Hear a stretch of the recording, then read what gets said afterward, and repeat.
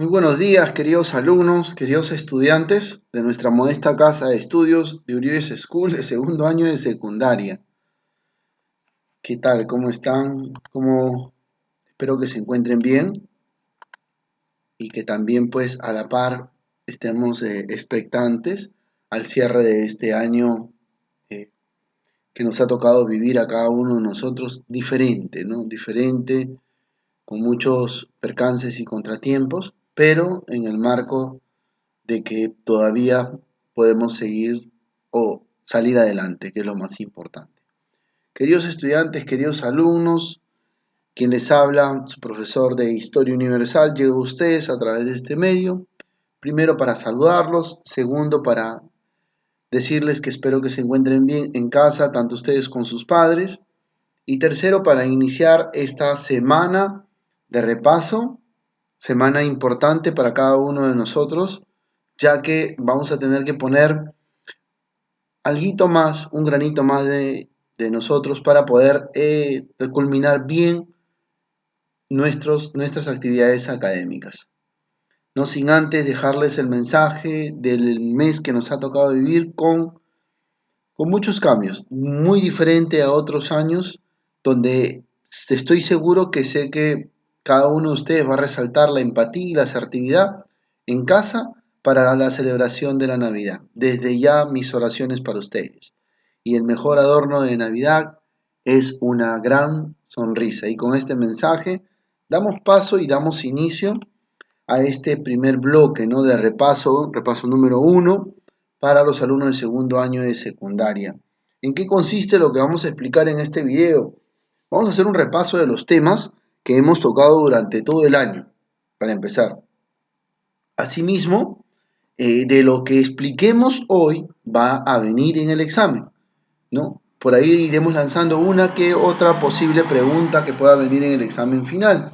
El examen final todavía lo estamos manejando de cuántas preguntas vendrán en el examen, cuántas serán para marcar, cuántas serán abiertas y cuántas vamos a tener que fundamentar con nuestras propias palabras. Desde ya más adelante en la siguiente clase en vivo que nos vamos a encontrar, decirles, queridos estudiantes, pues que estamos colgando el video pronto para que usted pueda tener claro. Damos inicio a este primer bloque de repaso, ¿no? ¿Qué temas, profesor? Ah, muy bien. Todos los temas que hemos estudiado, vamos a escoger un grupo de temas de los cuales va a venir en el examen. Los temas más resaltantes, los más trascendentales, ¿no? Sin menospreciar los otros temas que son muy importantes porque es parte de la historia y uno siempre tiene que darle valor, ¿no? Pero vamos a escoger entre ellos para poder de ello tomar una evaluación que es el examen final. Sabiendo esto, muchachos, vamos a retroceder el tiempo y nos vamos a la edad antigua para recordar un poquito de aquellas civilizaciones, ¿no? Recuerden ustedes que se inicia con la invención de la escritura, la historia cambia. Y por eso estudiamos la primera edad de la historia, que es la edad antigua. Esta primera edad va a traer consigo la formación de grandes civilizaciones. Mesopotamia, Egipto, Persa, griega, entre otras más, entre otras civilizaciones. Y estas civilizaciones van a ser consideradas como civilizaciones fluviales. Desde el hecho de que ya hay desde el hecho de que hay algo que cuenta la historia o que fundamenta la historia, que son la invención de la escritura cuneiforme por parte de los sumerios, prácticamente la historia cambia. Todo lo que era antes de la historia propiamente dicha va a ser considerado una creación o una hipótesis que plantean los historiadores acerca de las fuentes que han ido encontrando. No porque lo crearon de la noche a la mañana, así porque se le ocurrió, no. En base a las fuentes de la historia. Con la edad antigua ya se empieza a contar cómo pasaron las cosas, qué hechos se vivió en ese tiempo. Entonces la escritura da esa separación entre la prehistoria y la historia propiamente dicha y marca el inicio de esta primera edad antigua, como les decía, donde se forman las primeras civilizaciones fluviales. ¿Por qué? Porque recuerden ustedes que estas civilizaciones se van a asentar y desarrollar a la margen de un río. Pregunta clave, ¿por qué son civilizaciones fluviales? Porque se desarrollan a la margen de un río. Y eso lo vamos a comprobar. Por ejemplo, tenemos Mesopotamia, civilización importantísima, ¿no? Asia meridional. civilización que se va a asentar a la margen del río Éufrates y del río Tigris, testigo de la formación de una de las civilizaciones más antiguas, Mesopotamia. La unión de estos dos ríos termina desembocando en el Golfo Pérsico, ¿no? Este golfo, esta agua atrapada entre picos. Así como vamos a tener Mesopotamia y dentro de ellos los dos reinos babilónicos importantes, ¿no? Y el código de Hammurabi, uno de los códigos importantísimos que vamos a tener en parte de la historia, ¿no? Recuerden ustedes que con Nabucodonosor II prácticamente se va a dar un máximo esplendor de esta civilización de Mesopotamia, ¿no? Y el segundo reino babilónico, importante que es dentro del marco de la historia. Segundo, civilización fluvial, ¿no? Dato importante, Egipto. Egipto se desarrolla a la margen del río Nilo. Importante río porque recuerden ustedes que esto es un río que cuando aumenta su caudal y desborda toda su orilla es bañado de un fertilizante llamado limo, ¿no? Este limo importantísimo, este humus, ¿no? Que permitía que los egipcios dominaran la agricultura mejor, ¿no? La posición importante de esta civilización, el Alto Egipto, ¿no? Viéndolo como lo estamos mirando, recuerden ustedes que va hacia donde desemboca el río, lo más alto. Importante civilización de Egipto, vamos acá en la anterior. Importante civilización porque vamos a tener pues tiempos en los cuales narra la historia también y nos cuenta, ¿no? Nos cuenta y nos informa, nos da la información de el máximo esplendor de esta civilización que llega hasta el tiempo de Ramsés, donde pues es conquistada y dominada también por los persas, después por los romanos en este caso. Vamos a continuar, segunda civilización, tercera civilización fluvial, también a la margen del río, perdón, a la margen del mar, vamos a tener en esta isla de Creta, con estas dos civilizaciones en la península de las Balcanas, o de la Balcánica en este caso, y vamos a tener ahí Atenas y Esparta, que son propios de la civilización griega, una civilización importantísima porque va a dejar todo un legado en el aspecto político. Hasta la llegada de la civilización romana. Estos a su par van a convivir, ¿no? La última que va a dominar a la gran mayoría de las civilizaciones y va a caer bajo su dominio va a ser Roma. Una civilización importantísima desarrollada en la península de Italia, ¿no? Esta península itálica, ¿no? Prácticamente también va a desarrollarse a la margen del río Tíber, ¿no? Cerca a esta colina que tiene 7 áreas en las cuales pues se va a desarrollar y hay toda una historia en base a su formación y en base a su primera etapa monárquica que desarrolla esta civilización romana. Entonces, hasta este punto nos estamos dando cuenta que la Edad Antigua está conformada por prácticamente civilizaciones. Civilizaciones que a la par van a convivir, ¿no? En tiempos diferentes. No es que primero vivió una, después la otra, no. Van a convivir a la par y la más fuerte va a empezar a ejercer dominio sobre las otras. Es dentro del marco de la historia. La que va a prevalecer va a ser la civilización romana porque prácticamente desarrolla un arte militar, expande y logra el dominio prácticamente que hemos ido tratando durante este año.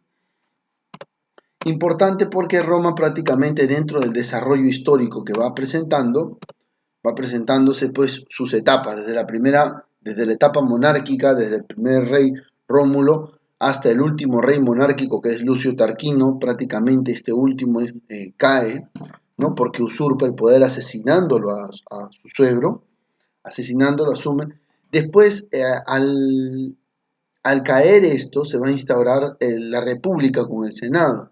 Lo mismo va a pasar con ellos, va a pasar una serie de problemas entre patricios y plebeyos y prácticamente los que conforman el Senado, y van a organizar una inestabilidad en el imperio romano, ¿no? Por ahora todavía no se conoce como imperio, es la etapa republicana, tiene el ejército, todavía no está abarcando, no está conquistando grandes ciudades, pero ya es en el último periodo de esta civilización donde acoge el nombre de imperio, ¿no? Gracias al general Cayo Octavio Turino, este último general eh, prácticamente expande el territorio a lo máximo y anexa varias ciudades en el marco de Europa. A la par también, todos aquellos que vivían fuera, pregunta del examen, clave, ¿no? Tanto quién es el general que conduce a Roma a su máximo esplendor, el general Cayo Octavio Turino, y también quiénes son pues prácticamente los que impulsan a que conquisten Roma. Todos los pueblos que vivían a la margen de este imperio romano no eran considerados eh,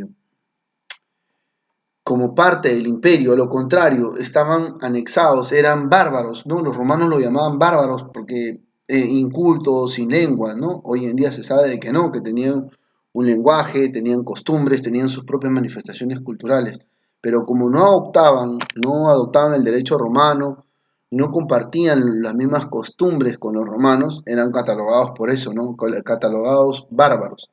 Estos bárbaros van a ser empujados, bárbaros germanos, todos en Europa, van a ser impulsados por la presión que van a realizar los hunos, otro pueblo bárbaro, eh, echados de China, ¿no? Van a empujar a estos pueblos bárbaros hacia la conquista del Imperio Romano, ¿no? El Imperio Romano está pasando por una crisis de esclavitud, ¿no?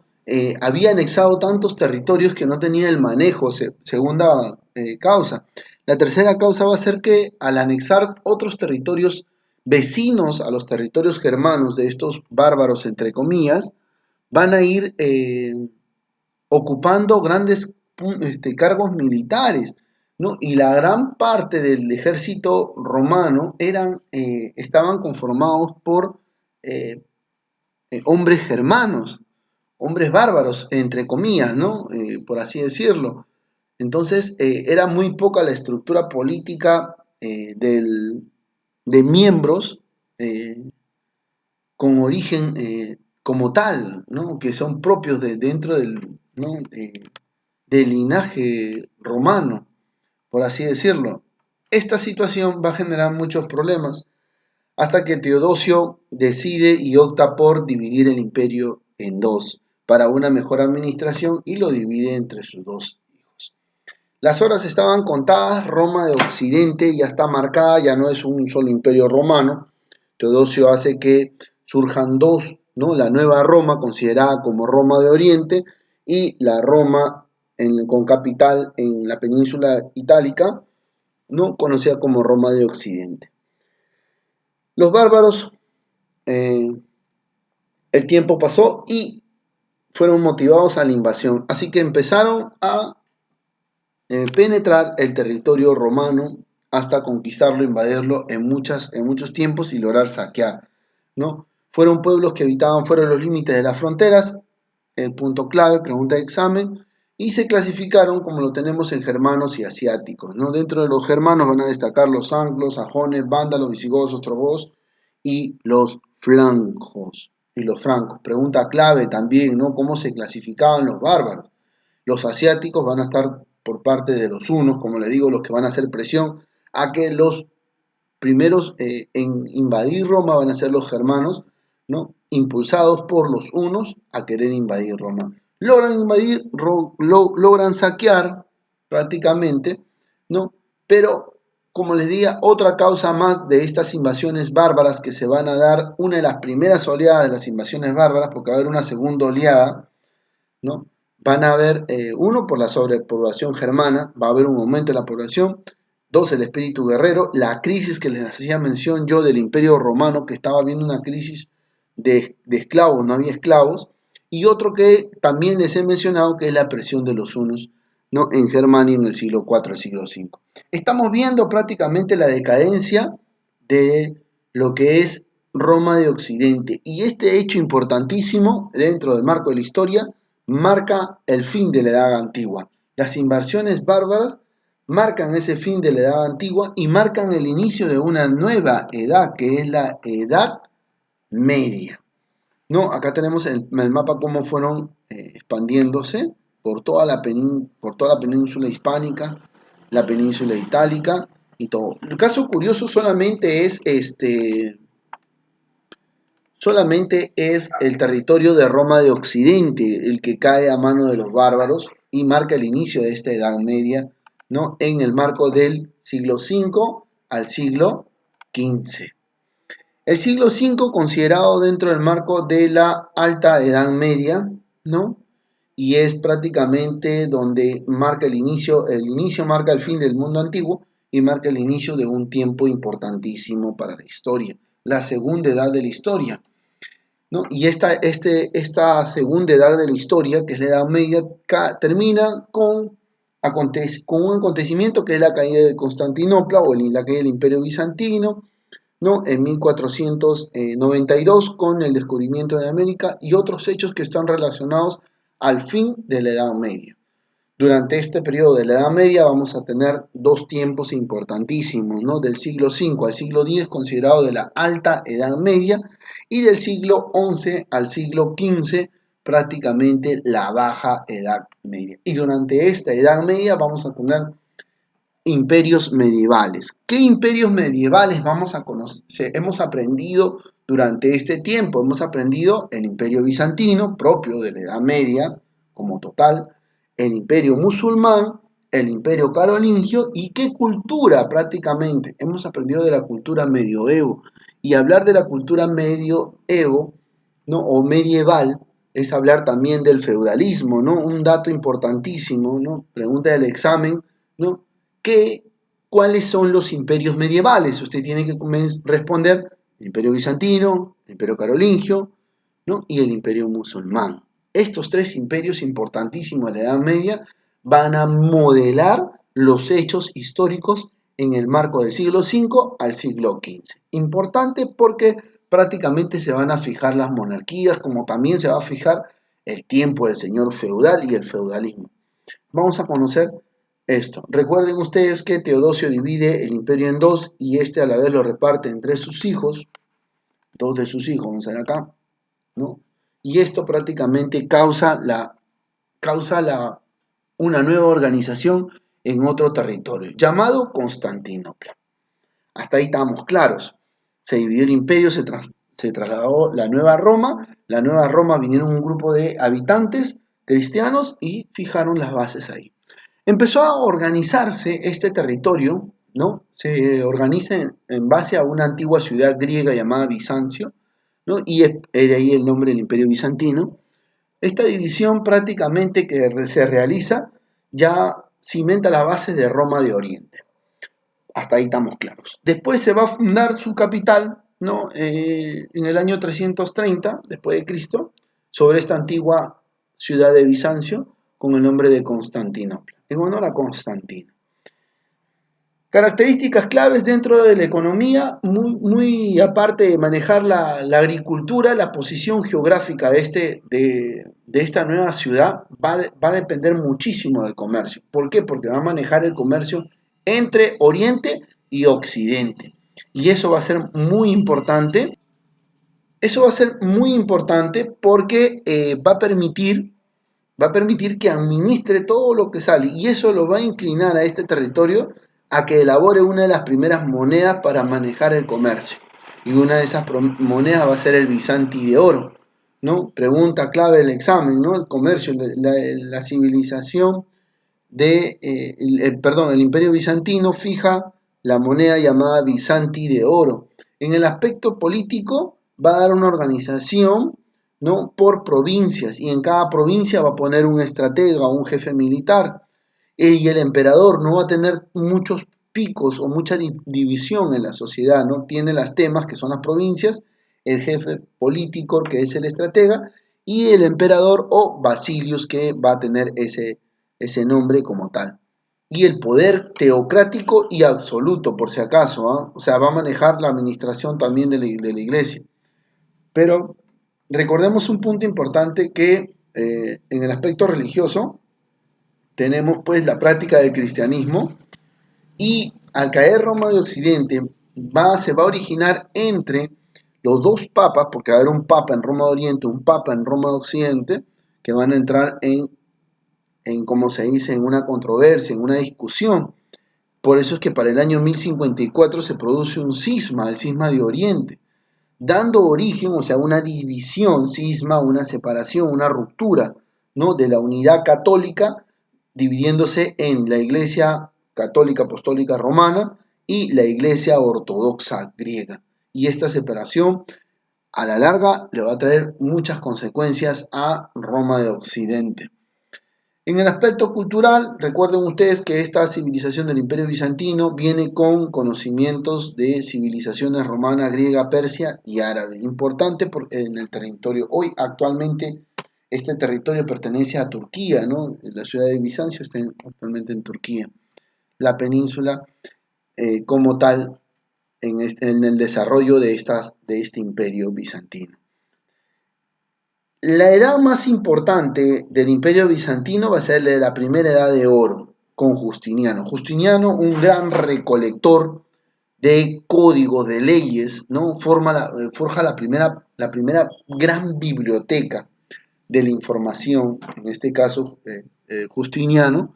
Y Justiniano no solamente se encarga de eso, sino se encarga de proyectar en recuperar todas las fronteras perdidas por el Imperio Romano de Occidente. Elabora unas campañas militares y designa a dos jefes militares importantísimos, dos generales que le van a ayudar muchísimo, porque prácticamente el recuperar ese territorio va a hacer que el Imperio Bizantino crezca y coja el nombre de imperio, porque va a recuperar a través de la guerra. Belisario y Narses van a ser estos dos generales importantes de Justiniano que van a contribuir a que este tiempo sea conocido como la Edad de Oro. También, a su vez, como les decía, Justiniano era un gran recolector de códigos, ¿no? Códigos para aplicar justicia, aplicar ley a su sociedad.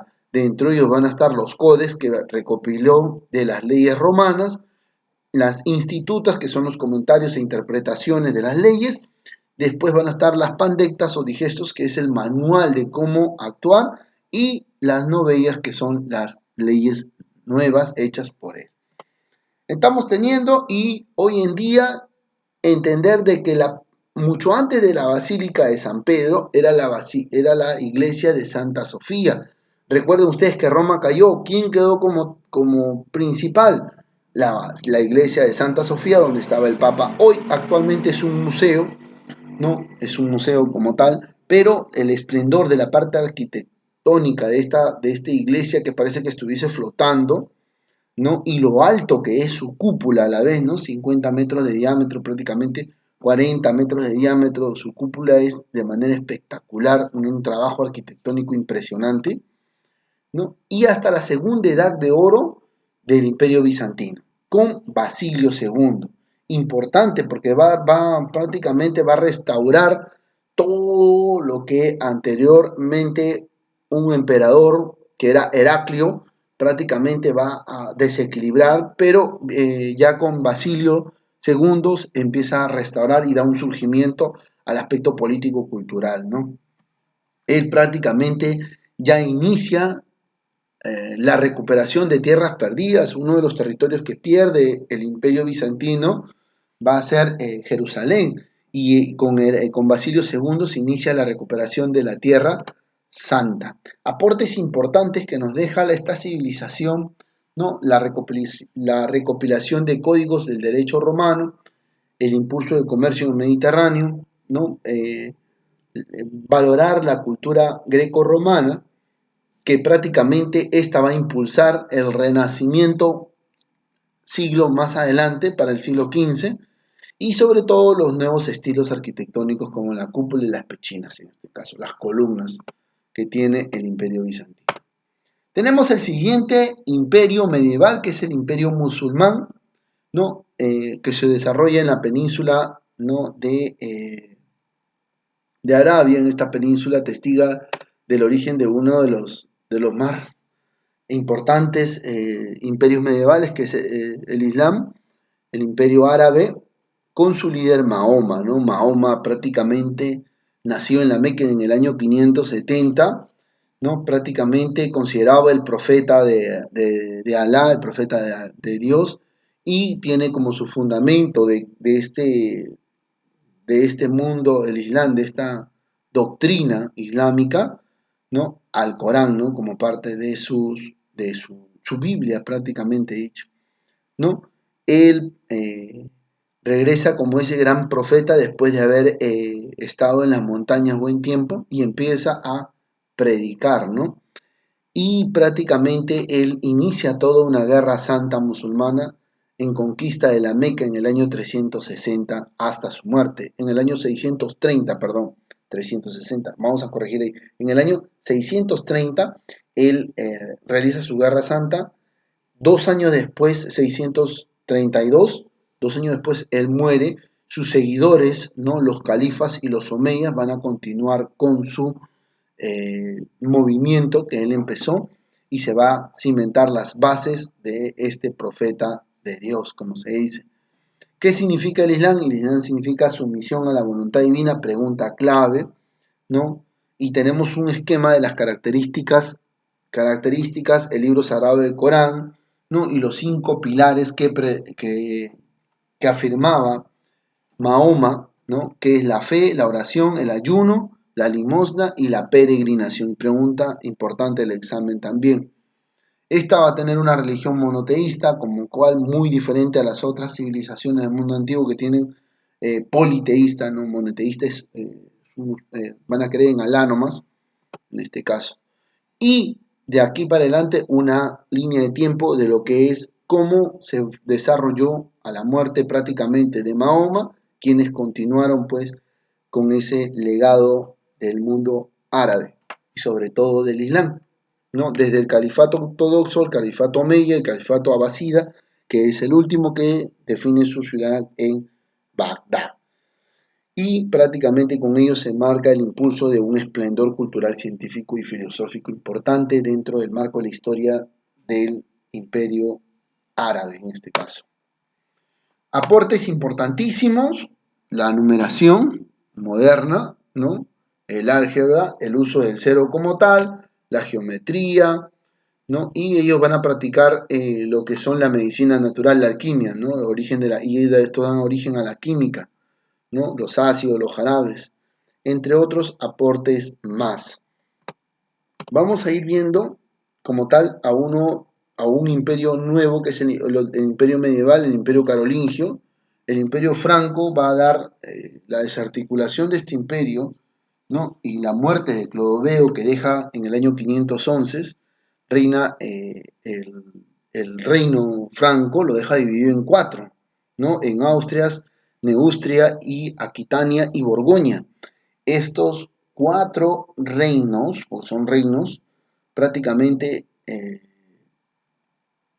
va a surgir el rey merovingio, que va a lograr centralizar el poder, ¿no? Y este va a ser Dagoberto. Dagoberto centraliza el poder a través de una ley, ¿no? La ley sálica, ¿no? Pero tras su muerte, las alianzas y los acuerdos van a quedar, como se dice, inestables.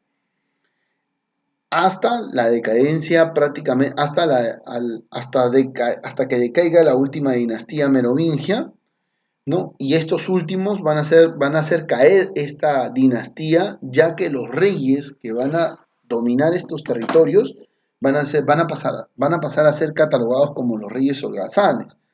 Y el poder lo dejaban en manos de los denominados mayordomos de palacio, ¿no? Pero no era que sea el mayordomo como tal lo conocemos ahora, sino que era su primer ministro, así por así decirlo, ¿no?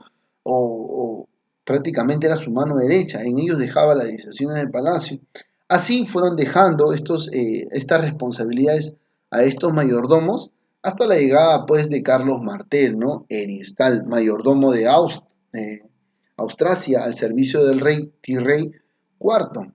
Este último se hizo responsable de esta batalla, gana la batalla de Potiers en el año 732, ¿no? Y prácticamente decide en muchos aspectos, ¿no? Hacia su persona, del rey, de darle la potestad de que tome decisiones, ¿no? Y prácticamente estabiliza el temor que había sobre la invasión musulmana.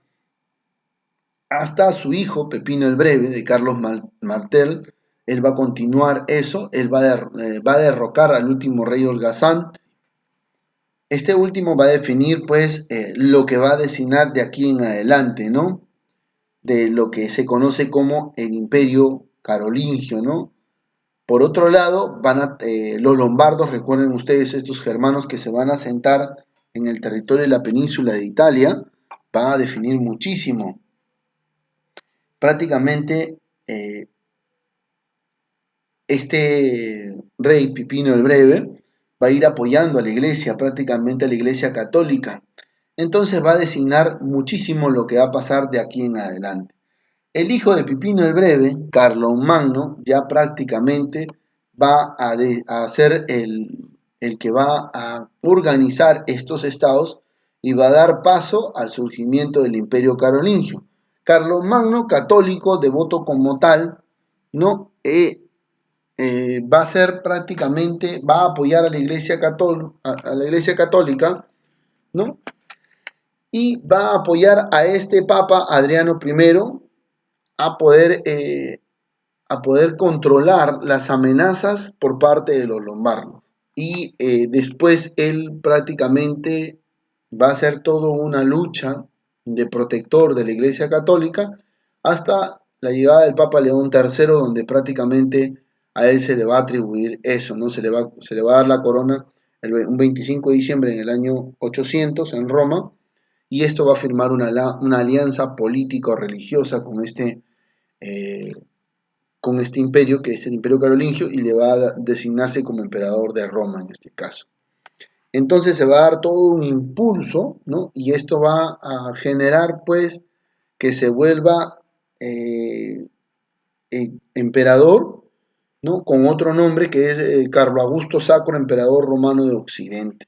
Recoge este término y prácticamente el Imperio Carolingio va a designarse como tal, como va a dominar todo este territorio, tanto de la península de Italia, de los reinos francos, y de aquí se va a dar paso al surgimiento de lo que va a ser más adelante el cierre.